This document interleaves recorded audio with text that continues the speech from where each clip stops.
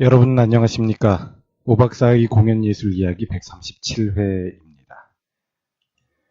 이번 회에서는 1983년도에 윤동진 선생의 번역으로 우리나라에서 출판된 장 루이 바로의 자서전 인생유전, 장 루이 바로의 일생이라는 책의 일부를 소개해 드리도록 하겠습니다. 장 루이 바로는 프랑스의 유명한 배우이자 연출가이지요. 이 사람이 출연했던 영화 중에 Les Enfants du Paradis라는 영화가 있습니다. 천국의 아이들로 번역될 수 있는 영화인데요. 이 영화가 우리나라에서는 인생유전이라는 제목으로 소개되었습니다. 프랑스의 낭만주의 시대 때 대중이 사랑하던 프랑스 연극의 풍경을 나타내고 있는 영화인데요. 아주 연세 많으신 분들, 지금 현재 한 7, 80대의 나이에 계신 분들이 간혹 이야기하는 영화입니다. 원제가 뭔지는 모르겠습니다만 장 루이 바로의 자서전이 인생유전이라는 제목으로 우리나라에서는 소개가 되었고, 그 안에는 장 루이 바로가 앙또냉 아르토에 대하여 회고하는 부분이 있습니다. 이번 회에 소개해드리는 부분이 바로 그 부분입니다. 책 내용 자체가 그렇게 인상적이지 않은지, 아니면 우리가 프랑스 문화에 대한 이해가 부족해서 그런지 번역에 문제가 있는 것인지, 이 장 루이 바로의 자서전 자체가 그렇게 큰 인상을 우리의 독자 대중에게 주지는 않습니다. 그리고 더더군다나 앙또냉 아르토에 대한 부분은 아르토라는 이름 자체가 대중들에게 잘 알려져 있는 이름이 아니기 때문에 그다지 인상적이지 않고, 그리고 책의 내용 자체가 그 부분에서 그다지 강한 인상을 주고 있지도 않습니다. 그러나 앙또냉 아르토에 대한 자료를 수집하고 그것들을 이따금씩 들춰보면서 공부를 하는 것은 전공자들에게는 의미가 있는 일이죠. 그래서 이번 기회에 이 자료의 내용을 여러분들과 공유하고자 합니다. 아르또. 우리는 거의 매일 만났다. 가끔 장미꽃도 교환했다. 그는 자기를 흉내내달라고 했다. 나는 연기해 주었다. 처음에는 미세한 부분까지 주의해보며 미소 지었다. 그는 인정했다. 그리고 신경이 날카로워지고 흥분해서 소리 지르기 시작했다. 내 개성을 훔쳐갔다. 내 개성을 훔쳐갔다. 그리고 손살같이 도망쳤다. 내가 그에게 나쁜 짓을 한 것일까? 아니다. 계단에서 그가 웃음을 터뜨리는 소리가 들려왔다. 우리는 아무도 속지 않았다. 나는 책에서가 아니라 인간적인 면에서 아르토를 알았을 것이다. 그는 자신의 행동 반경에서 벗어났다. 그도 그 점을 의식하고 있었다. 그래서 그는 돌아와서 자신을 되찾을 수 있는 것이다. 아르토는 끊임없이 제정신을 잃었다. 맑은 정신을 지니는 한 그는 환상적이었다. 위풍이 당당했다. 비범한 데도 있었다. 대답할 때는 우스웠다. 유머에 젖어 있었다. 그러나 아편 기운이나 고통이 찾아올 때는 정신이 나가버리고 기계가 삐걱거리기 시작했다. 괴롭고 고통스러웠다. 모두 그 때문에 괴로워했다. 그의 몸은 뻣뻣해지고 고문에 일그러진 사람 모양 비틀거렸다. 이빨은 입술을 하도 깨물어서 상했을 정도였다. 두개골은 마치 두뇌에 밀린 양 지나치게 발달됐다. 눈동자는 레이저 광선처럼 시선을 멀리 두기 때문에 그만큼 더 커 보였다. 그는 유난히 아름다웠지만 그의 내면의 불이 그를 검게 태웠다. 빈번한 횡격막의 진동으로 그의 목소리가 공명기구처럼 튀어나온 이마 부분을 때리게 했다. 그의 목소리는 높은 허스키였다. 한 번은 파시에서 젊고 아름다운 배우의 어머니가 우리를 초대해 주었다. 그녀는 돈 많은 부르주아였는데 자기 딸이 걱정돼서 우리 연극단체에 아량을 보여준 것이었다. 아르토는 정중하게 감사했다. 그리고 식사 도중에 그는 허리까지 옷을 벗고 내게도 그대로 하라고 요청했다. 그리고 요가 운동을 과시했다. 그런 뒤 이 우아한 주인 여자 앞에서 그냥 반나체로 있었다. 그녀는 어떻게 코메디 프랑세즈가 아직도 그를 발견하지 못했을까 하고 큰 소리로 자문함으로써 이 매우 감미로운 공연에 최대의 찬사를 보냈다. 그러자 아르토는 디저트용 스푼으로 그 부인의 머리를 몇 번 두드려주고 괴상한 금속성의 목소리로 그 여자의 귀에 다신 잊지 못할 소리를 질렀다. 부인, 신경질나게 구시는군요. 때때로 그는 자기 목소리의 강도를 느끼지 못했다. 어느 날 저녁 그의 멕시코 정복 공연을 돕기 위해 아르토의 팬인 장마리 꽁띠가 기부금을 낼 만한 사람들과의 만찬을 계획했다. 모두들 이 친절한 초대에 응했다. 무엇보다도 아르토에 접근하기 위해서였다. 살롱에서 우리 시인은 몹시 노발대발했다. 그는 자신은 소군되는 것이라고 믿고서 부유층에 대한 생각을 내 귀에다 대고 고래고래 소리 지르며 말했다. 그 내용은 기분 좋은 것이 아니었다. 입 밖에 내기도 어려운 것이었다. 마침내 그는 모두에게 조용히 할 것을 요구하고 욕설을 퍼부었다. 내가 여러분들과 이 짓을 하겠다고 생각한 것은 여러분들이 가난한 사람들에게 강탈한 그 돈을 연극과 인간들에게 돌려줄 수 있게 해주기 위해서였습니다. 등등. 어쨌든 약간의 요행은 있었다. 그 파티는 간단히 끝나고 멕시코 정복은 공연되지 못했다. 그리고 그는 건강을 회복하기 위해 멕시코로 갔다. 쌍시의 그 숭고한 실패 후에 그가 내게 다음과 같이 말하지 않았던가. 무대 위의 비극으로는 부족해. 그것을 내 인생에 옮겨놔야겠어. 그는 약속을 지키게 될 것이다. 자기 자신으로 연극을 만들 것이다. 연극은 속임수를 쓰지 않는다. 파시에서 생제르맹 대 프레까지 걸어 내려가면서 그는 다시는 아편을 피우지 않겠다고 내게 맹세했다. 아편과 아르토 사이에는 시체가 있었다. 그 자신이다. 그는 나를 온통 혼란에 빠뜨려버린 한 구절을 던졌다. 나는 타인들의 심판으로 인해 걸린 병을 치료하기 위해 자아와 거리를 두고 있노라. 극도의 명철함이다. 틀림없이 자신이 병들었다는 것을 알고 있었다. 그는 아주 젊어서부터 극심한 육체의 고통을 당했다. 그 고통을 덜기 위해서 그는 아편을 피웠다. 그러나 아편 중독이 되면 생명을 잃으리라는 것도 알았다. 그는 아편에서 해방시켜달라고 간청했다. 그의 편지가 그것을 입증하고 있다. 그러나 며칠 참다가 고통에 시달릴 때는 다시 아편을 애걸했다. 주머니 사정에 따라, 친구들 인심 사정에 따라 아편, 코카인, 대마초, 헤로인, 쥐오줌풀, 로다놈 뭐든지 닥치는 대로 가져다 피웠다. 결국 드퀸시처럼 아프기 때문에 아편 중독이 된 것이지 아편 중독 때문에 병이 난 것은 아니었다. 오늘날 아르토와 같은 천재성을 얻어보려고 아편을 피우는 자는 반대로 가기 일수다. 알코올의 경우도 마찬가지다. 내가 아는 어떤 시인들은 절망 때문에 술을 마신다. 삶에 대한 공포가 그들의 목을 조이기 때문이고 극단적인 행동으로 자살하고 싶기 때문이다. 그 순간순간 자신이 아무것도 아니라는 것을 안다. 이것이 바로 그들이 원하는 것이다. 꿈을 실현하고 시를 더 잘 써보려고 하는 짓이 아니다. 그는 병을 고쳐보려고 멕시코로 떠났다.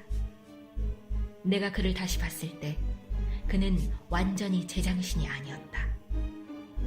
그는 아일랜드로 다시 떠났다. 그는 성 패트릭의 지팡이를 가지고 돌아왔다. 노자의 지팡이를 보여주던 때처럼 그것도 내게 보여주었다. 그는 자신의 비극에 대한 책임을 졌다. 그에 대한 나의 마지막 추억은 도핀느 광장에 있는 장의 집이라는 조그만 식당이다. 그는 자기의 원고 타하루 마라스와 로데지의 편지를 읽어주었다. 그리고 우리 사이의 거리는 멀어졌다. 그에게는 순환의 운명이 따르고 내게는 살고 싶은 욕망, 내 자신의 운명을 다 채우겠다는 욕망과 몇몇 지성인들이 불결한 목적에 그를 이용하는 데 대한 혐오감이 들었기 때문이었다. 뷰 콜롱비에에서 모임이 있었는데 나는 참석하고 싶지 않았다. 소름 끼치고 무익하고 수치스러울 뿐이었다. 오로지 이용하기 위해서 호기심을 끄는 동물을 구경시킨다는 것, 그것은 단지 슬픔과 혐오감을 줄 뿐이다. 1946년 6월 사라베르나르 극장에서 그를 위한 모임이 있었던 것 같다. 내 이름도 프로그램에 올라 있었다. 연대의식에서 나온 행위여서 나는 기뻤으리라. 그러나 기억이 없다. 여하튼 파리에 없었던 것만은 틀림이 없다. 그 이상은 모르겠다. 인간 마음의 심연이란. 그가 내게 준 계시는 무엇이었던가. 연극의 형이상학성 같은 게 아니었나 싶다. 그때까지 아뜰리에의 교육, 불본리의 밤, 드크루와 보낸 2년이란 세월 덕분에 나는 인간 육체라는 형이하학을 알았다. 연극예술이란 내게는 분명히 인간을 수단으로 해서 침묵과 현재의 각도로 관찰한 인생을 재창조하는 것이었다. 인간은 도구다. 그러나 이 도구에 관한 개념은 매우 학문적이었다. 아르토의 충고에 따라 독서로 동양애의 접근을 시도해 봤는데 그것은 내게 육적 재료와는 다른 면을 예감하게 해주었다. 비록 육의 존재에서 퍼지는 빛이지만 피부둘레보다는 훨씬 멀리 나간다. 근육 수축과 호흡이라는 무한의 자원은 인간으로 하여금 가지를 다듬게 한다. 그래서 듈랭, 드크루, 아르토의 영향을 분리한다는 것은 너무 평면적일 것이다. 연속적인 영향이 있었던 것이 아니라 그런 것들이 동시에 내 속에 작용했던 것이다. 그런 이유에서 나는 본능적으로 아르토와 가까웠다. 비록 위태로운 건강 상태 때문에 자신의 개념을 구체화하는 데 어려움을 느꼈지만 그는 지적인 면보다는 기술적인 면에 훨씬 더 기여했다. 그리고 이 짧은 기간 동안 우리가 그 정도로 친숙할 수 있었던 것은 아르토 쪽에서 보면 자기가 나누어 주었던 많은 감각을 내게서 재발견했기 때문이다. 그러한 반응이 그에게 확신을 주었으리라. 우리의 영혼 속에서 불과 웃음은 뜻이 잘 맞았다. 정열과 유머, 이 화합이 항상 내 기질의 바탕이었다. 그 점은 지금도 마찬가지다. 아이스큘로스와 페이도의 공존이다. 그래서 일생 동안 택했던 많은 좌우명 중 난 아직도 다음 좌우명은 기억 속에 넣어두고 다닌다. 모든 것에 열광하고 아무 것에도 집착하지 마라.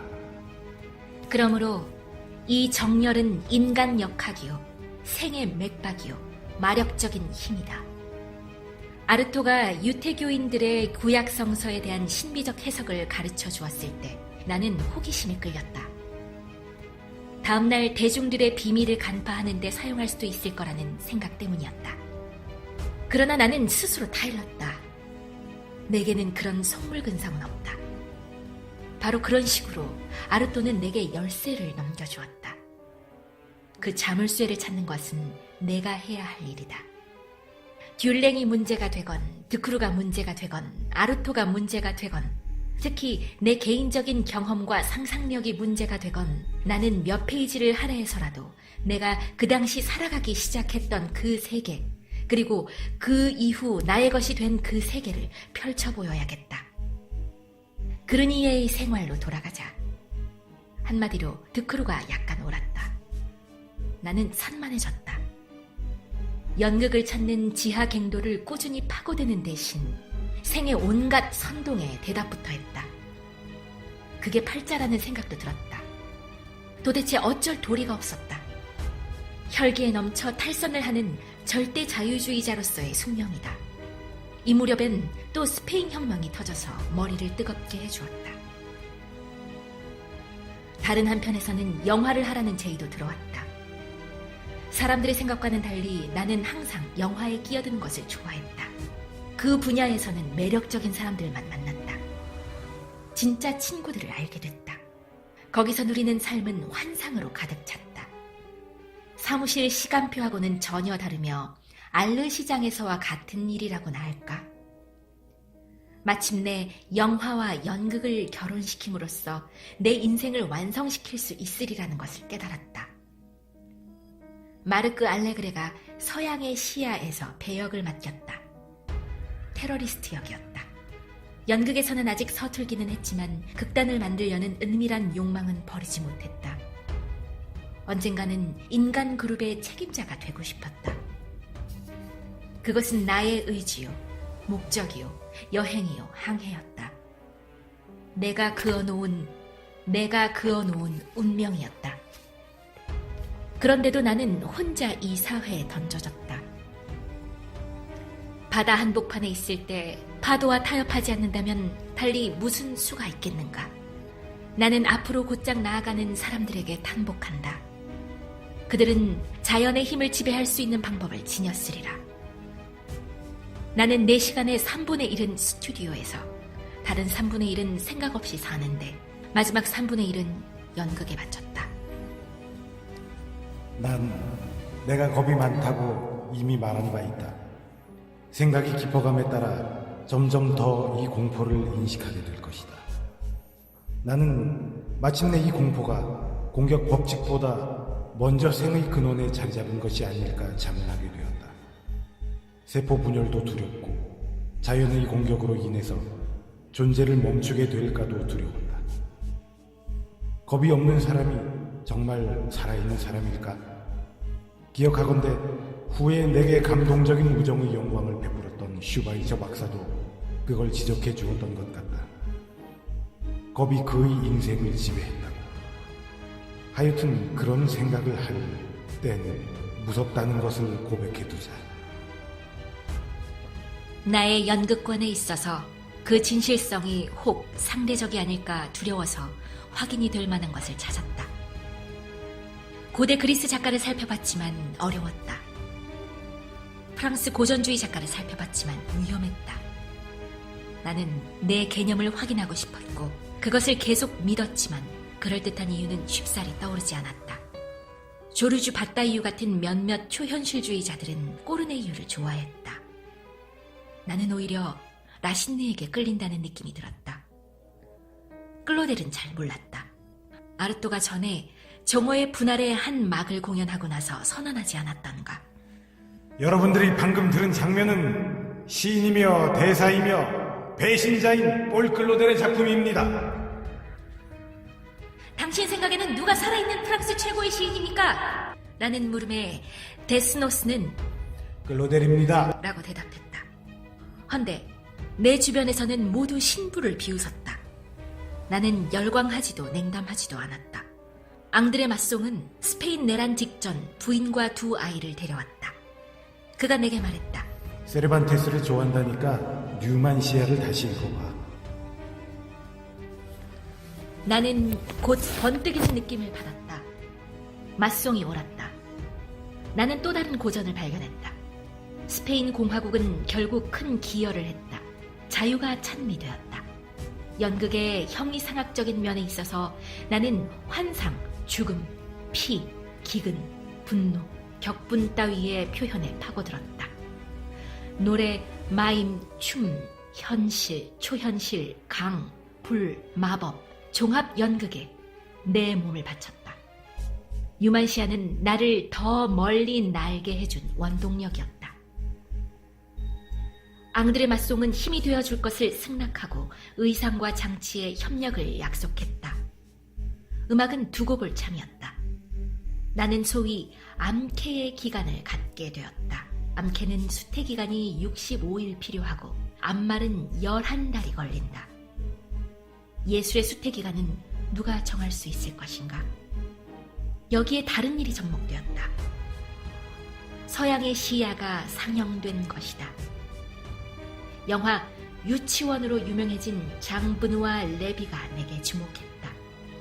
그는 마들렌느 르노를 위해 새 영화 엘렌느를 기획했다. 둘은 신인을 물색했다. 마들렌느는 클로드 도팽을 바랐다. 정확하게 본 것이다. 마음에 드는 배우였다. 섬세함과 재능과 기질, 육체적인 매력이 있었다. 그렇지만 나도 당신에게 내가 찾아낸 청년을 소개하고 싶습니다. 미남은 아니지만 눈에 생기가 있고 미소띤 얼굴입니다. 좋습니다. 언제 그를 만날 수 있을까요? 그를 당신께 보내겠습니다. 그렇지만 예고해 두겠는데요. 그는 제멋대로이고 더럽습니다. 수염도 깎지 않고 넥타이도 없고. 그분에게 수염 깎고 세수하고 특히 날 물지 말라고 하세요. 장 브누와 레비는 나를 사방으로 찾았다. 나는 알프스 산에서 혁명적인 친구들과 함께 눈 속에 휴가를 즐기고 있었다. 우리는 모든 면에서 전위파였다. 그때는 인민전선의 개화기였다. 우리는 공장에 실을 읊어주러 갔다. 르노 공장의 노동자들, 백화점의 점원들은 자크 프레베르, 폴 엘리아르, 루이 아라공을 발견했다. 캠핑이 처음 나타나고 2인승 자전거가 유행했다.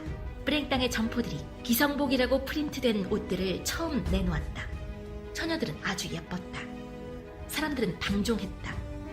내가 트로츠키만큼이나 숭배했던 레옹 블룸은 예언자적인 입장에서 오락장관을 만들기도 했다.